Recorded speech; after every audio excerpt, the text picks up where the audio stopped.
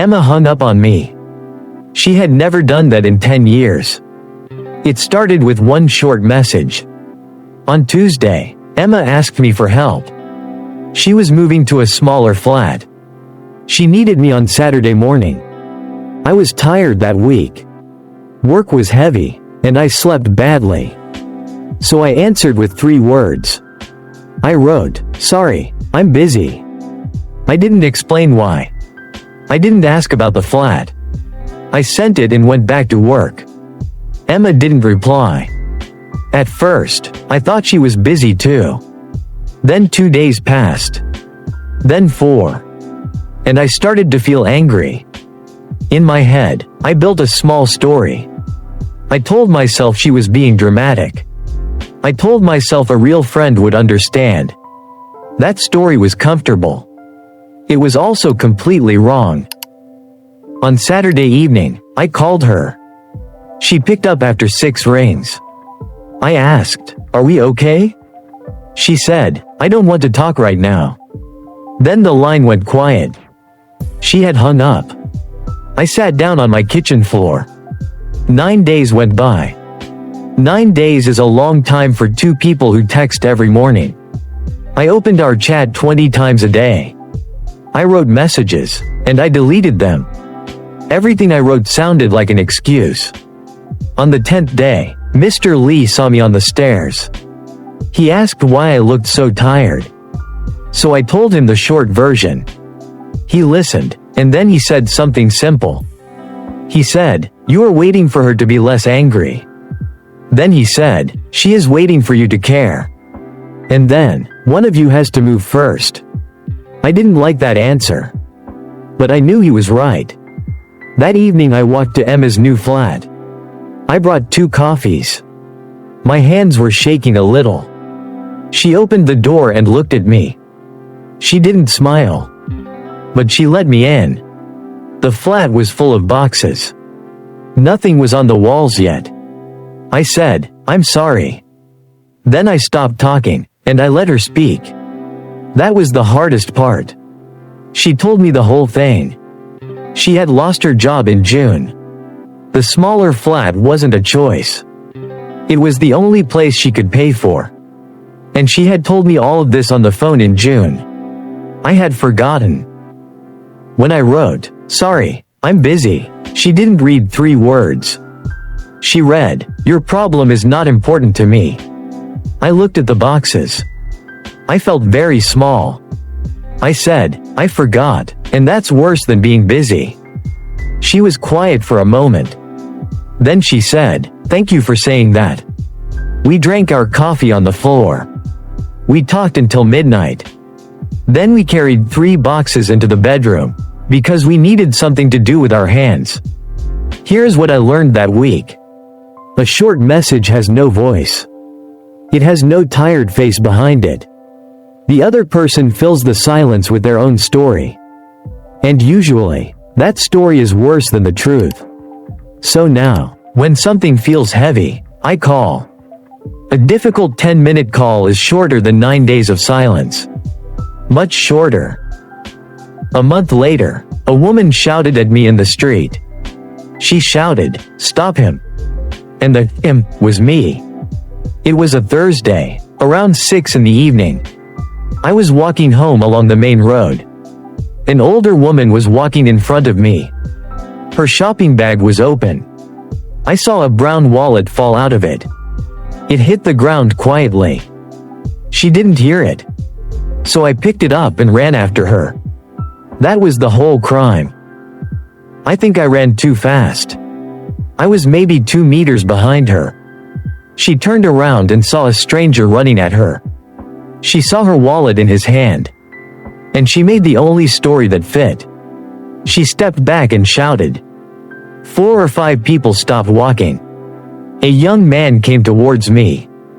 He wasn't friendly. He said, "What's in your hand?" I could feel my face burning. I wanted to explain everything at once. But all my words came out together. So I did the only useful thing. I stopped moving.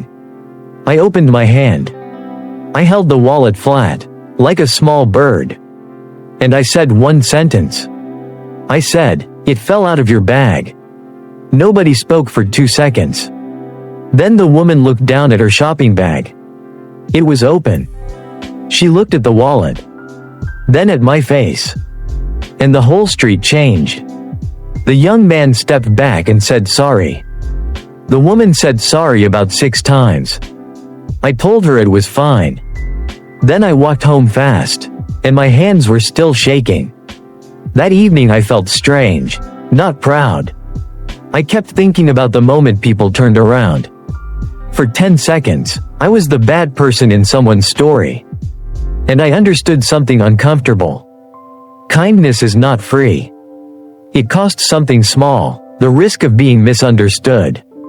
Most of the time, that cost is zero. But sometimes, you pay it in public. Emma laughed for a long time when I told her. Then she asked a serious question. She asked, "Would you do it again?" I thought about it for a whole day. Because there is a real argument for saying no. If I walk past, nothing happens to me. Nobody shouts, and my evening stays quiet. But something else happens instead. The woman loses her money, her cards, her photos. And I become a person who walks past things. That was the part one couldn't accept. So my answer is yes, with one change. Now I don't run. I stop about 3 meters away. I hold the thing up where everyone can see it. And I say the sentence first. 2 weeks later, the woman found me at my cafe.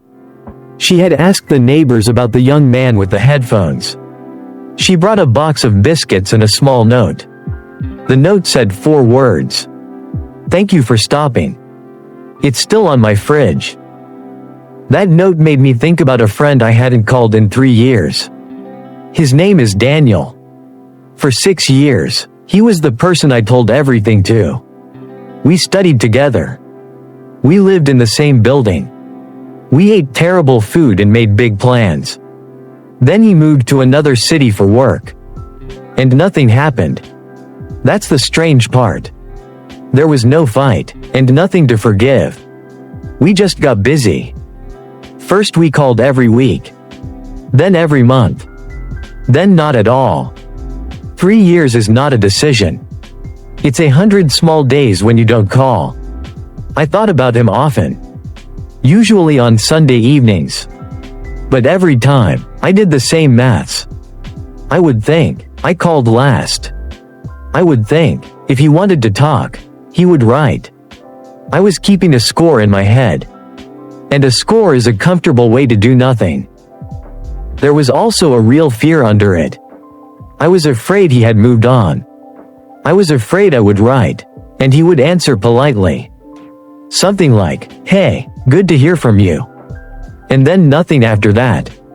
That polite answer would tell me the friendship was really over. While I said nothing, I could still believe it was alive. Emma had no patience for this. I explained the whole thing to her on a Sunday. She listened, and then she said, "So you're protecting a feeling." Then she said, "He is probably doing the same maths." That sentence stayed with me all week. On Sunday, I sat down to write. I wrote a long message first. It was 4 paragraphs long. It explained 3 years of my life. I read it twice, and I deleted it. It sounded like a report, not a friend. So I wrote one line instead. I wrote, "I was thinking about you today. Are you still terrible at cooking?" Then I put my phone face down on the table. He answered in 11 minutes. He wrote, "Worse than before. Can I call you?" We talked for 2 hours and 10 minutes. He has a daughter now. She is 2 years old. He still has the same laugh. Near the end, he said something I didn't expect. He said he had thought about calling me many times. Once, he even opened the app and stopped. He thought I had a new life and new friends. He thought he would be interrupting. So we had both been waiting. For 3 years, 2 people waited for the same message. Nobody was angry. Nobody was too busy. We were just polite, and a little scared, and wrong. Now we have a small rule.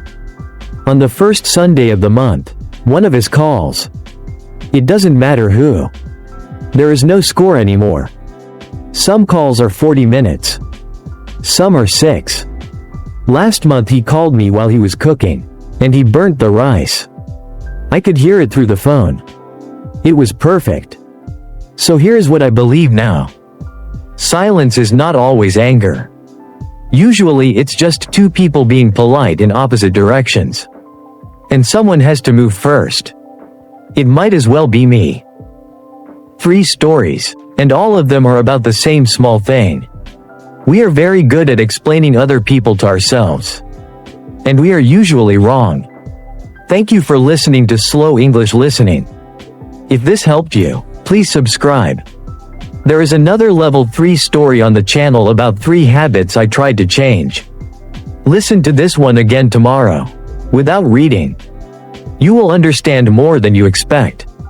See you next time.